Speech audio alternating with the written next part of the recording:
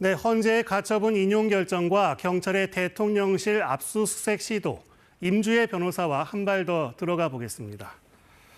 오늘 헌재의 가처분 인용 결정부터 보죠. 조금 더 자세히 설명해 주실까요?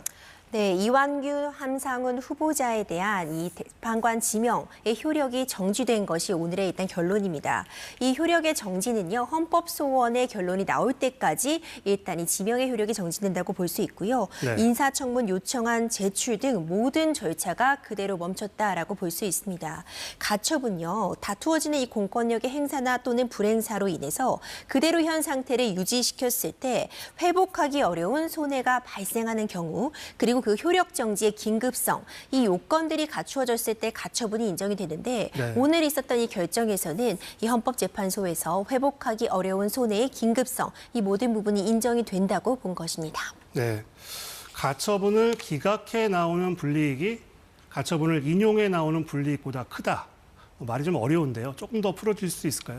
네, 이 가처분이라는 것은요, 본안에 대한 판단이 나오기 전이라도 임시의 어떤 지위를 구할 필요성이 있을 때 네. 가처분을 내리게 됩니다. 네. 그럼 여러 가지 어떤 비교 형량들을 해보게 되는데, 그러니까 본안에 가서 궁극적으로 기각이 된다고 하더라도 네. 현재 가처분을 할 필요성이 높다고 판단을 한 겁니다. 헌법재판소에서는 이제 구체적인 예시들을 들고 있습니다.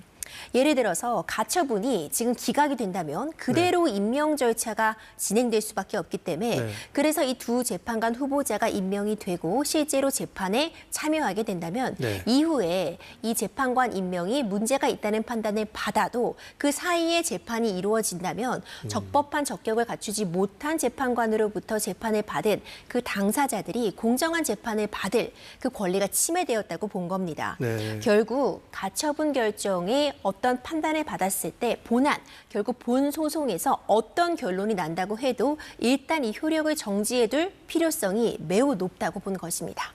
그렇군요. 그런데 이제 대통령 권한대행이 대통령 몫의 재판관을 임명할 수 있느냐, 이 부분이 결국 큰 관심사이고 쟁점인데 헌재는 여기에 대한 판단을 오늘은 하지 않은 거죠? 그렇습니다. 이제 이 부분에 대해서는 어떤 표현이 나왔냐면요.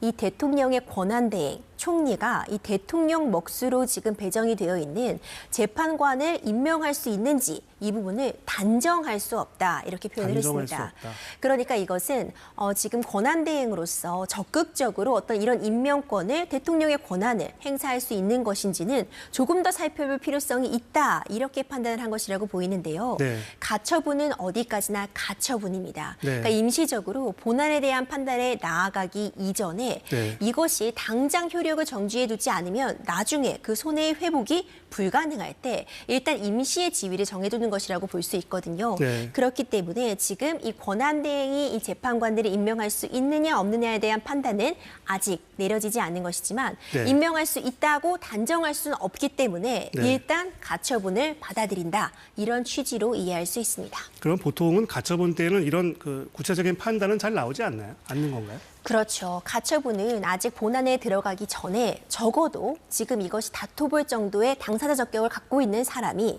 어떤 회복할 수 없는 손해도 예측이 되고 당장 멈출 필요성, 그 긴급성 이런 부분들이 인정이 될 때 가처분 신청이 인정이 되거든요. 그러니까 일반적인 가처분 사건도 이제 본안에 대한 판단까지는 나아가지 않고요. 네. 그 전에 과연 어떤 손해가 발생하고 이것을 정지해 놓을 긴급성이 인정되는가 그 부분까지 판단한다고 볼 수 있습니다. 다만 오늘 있었던 이 가처분 결정은 좀 네. 그 의미가 남다르다고 보여집니다. 네. 결국 지금 재판관 임명이라는 부분이 현행 법 제도 하에서는 이 대통령 몫이기 때문에 네. 그대로 어떤 절차가 진행이 되지 않고 진행이 돼도 임명이 될 수 있는 상황이었어요. 네. 이 부분에 대해서 일단 효력을 정지해 둠으로써 본안 판단에 간다고 해도 이미 가처분이 원칙적으로는 그러니까 과반수, 현 체제 하에서 9명이 판단을 했기 때문에 5인 이상이 찬성을 하면 가처분이 인용이 될 수 있었는데 지금 전원 일치된 결정으로 가처분이 인용이 되었습니다. 네. 그럼 본안에 가서도 동일한 결정,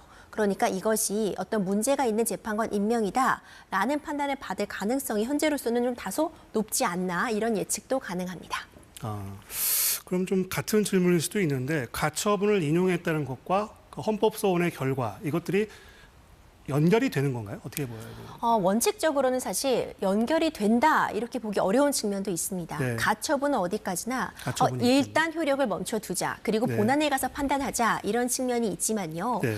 그럼에도 불구하고 일단 전원일치된 결정으로서 이 가처분을 당사자 적격으로서 다퉈볼 수 있었고 어떤 손해가 예측된다, 긴급성도 인정이 된다고 보았기 때문에 네. 기본적으로 과연 권한대행이 대통령 몫에 이 재판관을 임명할 수 있는지에 대해서는 네. 재판관 모두 의문을 갖고 있다까지는 확인이 됐거든요. 네. 그렇다면은 이런 부분에 대해서 본안 판단에서 다른 결론, 즉 가처분과 달리 권한대행이 임명할 수 있다라는 판단을 배제할 수는 없겠지만 네. 현재로서는 어떤 유사한 취지의 결정이 내려지지 않을까 좀 점쳐지고 있습니다. 이 헌법소원도 재판관 정족수가 있죠? 그렇습니다. 헌법소원 같은 경우에는요. 그러니까 헌법소원이 인정되기 위해서, 인용되기 위해서는 과반수 이상, 그러니까 과반수가 아니라 그보다 더 높은 정족수인 6인 이상의 찬성을 요하고 있습니다. 그러니까 가처분 같은 경우는 과반수면 되기 때문에 네. 5인 이상의 찬성이라고 볼 수 있는데요. 이 헌법소원이 인용이 되려면 6명 이상이 찬성했을 때 인용이 된다고 볼 수 있고 네. 이번 사안 같은 경우에도 결국 권한대항의 재판관 임명으로 인해서 공정한 재판, 을 받을 권리가 침해되었다. 이 부분을 주장하는 헌법소원이 본안 판단이기 때문에 이 부분에 대해서 6인 이상이 찬성을 한다면 네. 그대로 헌법소원이 인용이 되어서 재판관 임용이 문제가 있다는 판단이 내려질 수 있습니다. 그런데 모레에 헌법재판관 2명이 퇴임하잖아요. 그러면 7명이 되는데 그때는 정족수가 그러면 5명이 되는 건가요? 그때도 6명입니다. 그때도 6명이요? 그렇습니다. 이 6인 이상의 찬성이 있어야지 헌법소원이 인용된다라는 네. 규정이 있기 때문에 예. 총 재판관이 몇 명인지와 관계없이 네. 6인 이상의 찬성이 필요합니다. 이제 2명의 재판관이 곧 퇴임하기 때문에 이 부분도 변수로 꼽히고 있지만 네. 기본적으로 7인도 심리가 가능해서 네. 현재 헌법 재판들은 진행이 가능합니다. 예. 그리고 이 선고 시점이 언제일지도 주목할 부분이란 말이 나오고 있습니다. 어떻습니까? 그렇죠. 사실 지금 조기 대선이 예정되어 있기 때문에 이 네. 부분 관련해서 여러 변수가 있습니다. 만약 이 대선 전까지 결론이 나오지 않는다면 대선 이후에 선출되는 대통령이 이전에 있었던 한덕수 권한대행의 지명을 철회하고 네. 다시 지명할 가능성 매우 높습니다. 네. 만약 이 대선 전에 어떤 결론이 나온다면 네. 경우의 수가 좀 더 복잡해질 수 있는데 네. 대선 전 이 헌법소원이 인용된다. 문제가 있다라는 판단을 받으면 당연히 지명은 사실상 무효가 되게 되는 것이고요. 네. 만약 기각이나 각하될 경우, 그러니까 임명할 수 있다는 판단을 받게 돼도 대선에 임박하느냐 아니면 대선에 임박하지 않느냐에 따라서 네. 대선에 임박했다면 다음 대통령에게 자연스럽게 그 임명을 하도록 기간이 넘어갈 가능성이 높아 보이고 네. 굉장히 빠른 시일 내에 기각이나 각하 결정이 나온다면은 네. 다시 새롭게 임명을 시도할 가능성은 남아 있습니다. 네. 알겠습니다. 그리고 오늘 그 경찰의 그 대통령실 압수수색 시도가 있었는데 또 사실상 불발됐습니다. 이게 법리적으로는 어떻게 됩니까? 계속해서 반복되는 형사소송법 110조, 111조가 다시 또 등장을 했습니다. 네. 결국 군사상 어떤 기밀을 요구하는 장소는 네. 책임자의 승낙 없이는 압수수색할 수 없다는 그 취지를 경호처에서 다시금 반복한 것인데요. 네. 지금 사실상 이 경호처가 이미 대통령이 파면이 되었기 때문에 어찌 보자면 지금 빈집을 지키고 있다 이런 이야기도 나오고 있습니다. 네. 물론 이제 비화폰 서버라든가 제출을 요구하는 자료에 대해서 이미 제출하겠다라고 밝혔고요. 긴밀하게 협조하고 지금 협의를 통해서 이미 제출하겠다는 이야기는 밝히고 있었지만 네. 계속된 이 압수수색 거부는 어느 정도 좀 명분을 잃지 않았냐 이런 지적도 지금 나오고 있습니다. 네. 경찰이 윤 전 대통령을 직접 소환할 가능성도 있을까요? 이 부분은 사실상 어떤 적법한 체포영장의 집행을 방해했다. 특수공무집행 방해 혐의로서 직접 소환을 통해서 조사를 시도할 가능성은 있고요.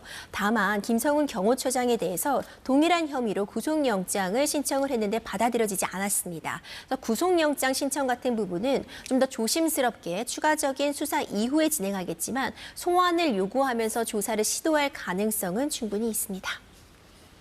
네, 임주혜 변호사였습니다. 말씀 잘 들었습니다.